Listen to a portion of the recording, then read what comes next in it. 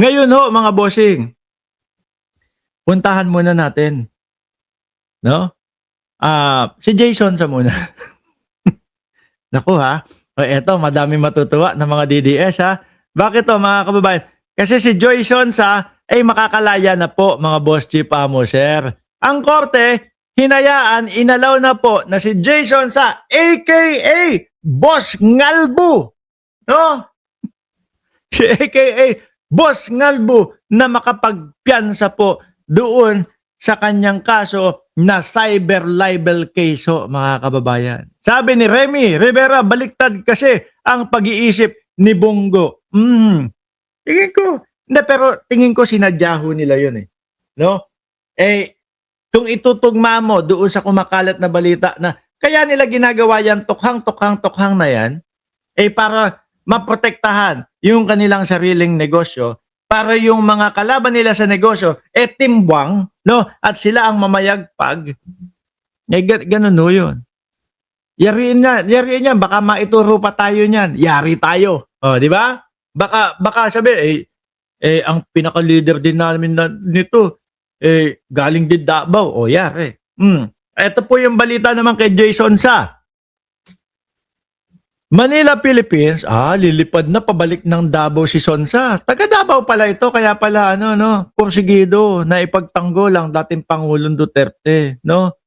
Sa Davao may mangilan-ngilan pa din ho kasing mga uto-uto na DDS. Ano po? Manila, Philippines.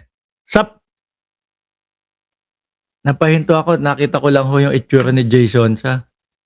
Ako hulang yata ang naniniwala, ang hindi naniniwala na 1 milyon ang nakukuha ni Jason sa kada buwan. Hindi ko naniniwala. Ano po? Kasi eto, tingnan mo si Chavit Singson. Although, yung 1 milyon, maliit lang naman din ho yun kung ikukumpara kay Chavit Singson eh. Ano? Pero, siguro hindi ganito ang itsura ni Jason sa kung talagang 1 milyon ang nakukuha nito. Ang bantot ng itsura ho, mga kababayan eh. Di ba? Magkano pa pustiso? 10,000 meron ka na. Di po ba? Hanggang ngayon anyway, hindi tayo po-focus doon. Ito yung balita. Manila, Philippines, the Pasay Regional Trial Court, RTC, has rectified the charges against former broadcaster Jason Sa, has allowed him to post bail of 10,000 bail following his recent arrest for cyber libel by the National Bureau of Investigation. Pero pansamantala lang ho ito, mga kababayan. Ha? Pansamantala lang po ito. Dahil kapag natapos po yung pagdinig sa korte at napatunayan, mga boss chief amo sir, na ito pong si Sonsa ay talagang nagkasala, which is mukhang malinaw naman na sila yung nagpakalat na may cancer, may sakit ang Pangulong Bongbong Marcos. Mukhang yari, babalik pa din ho ito sa oblo, mga bossing. Babalik pa din ho ito sa oblo, mga kababayan, kapag kayon ay napatunayan na guilty po si Sonsa.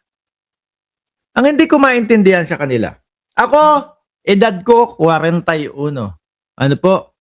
Siguro, doble. Hindi naman siguro mga 70. Ilang taon na si Sonsa? Mga 70, 65, something like that. Ano po?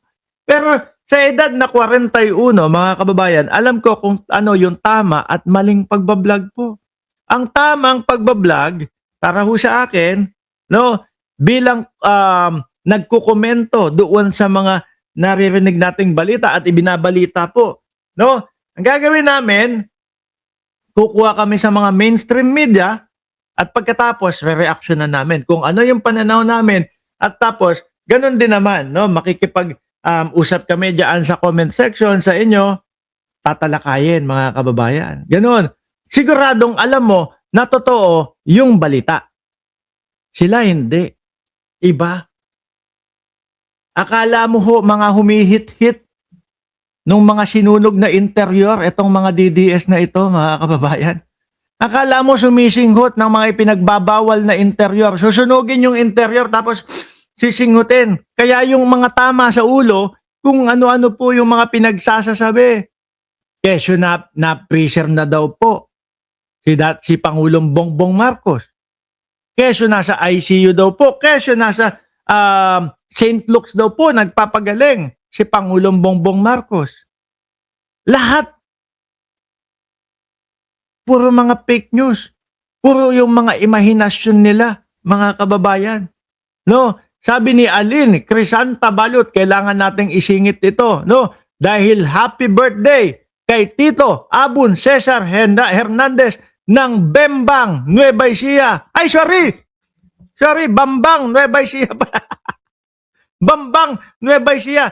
Sir Tito Albon, Cesar Hernandez, happy birthday po kayo sa inyo. Bumembang po kayo hanggang gusto nyo. Mag-enjoy kayo dyan sa Bambang, Nueva Ecija, Nueva Vizcaya hanggang gusto nyo po. Okay?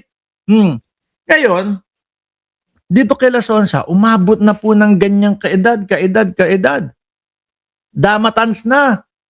Fake news pa din ang pinapakalat. Ano po? Hindi ho sila tumitigil sa mga pagpapakalat ng mga fake news.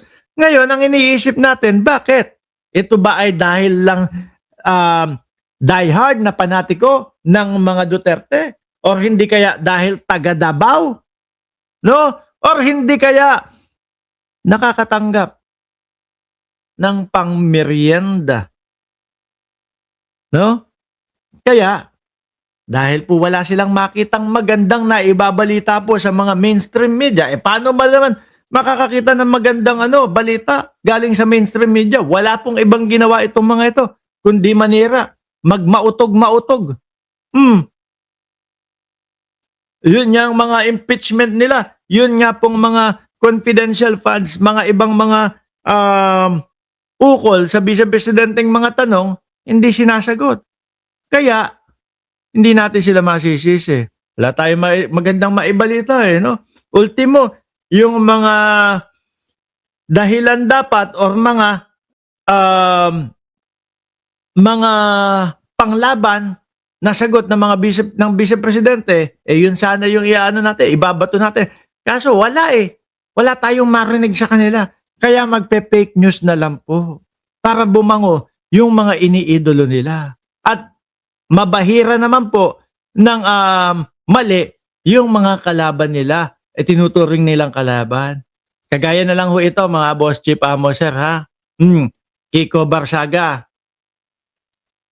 Alam nyo mga kababayan, ito si Kiko Barsaga. Ito hindi. Mas palaban to kesa po doon sa Barbie ng Davao. Ito nakikipag-boxing po kahit gulpi sarado to, okay lang. Lumalaban, no? Kahit gulpi sarado si Kiko Barsaga, lumalaban no mga kababayan.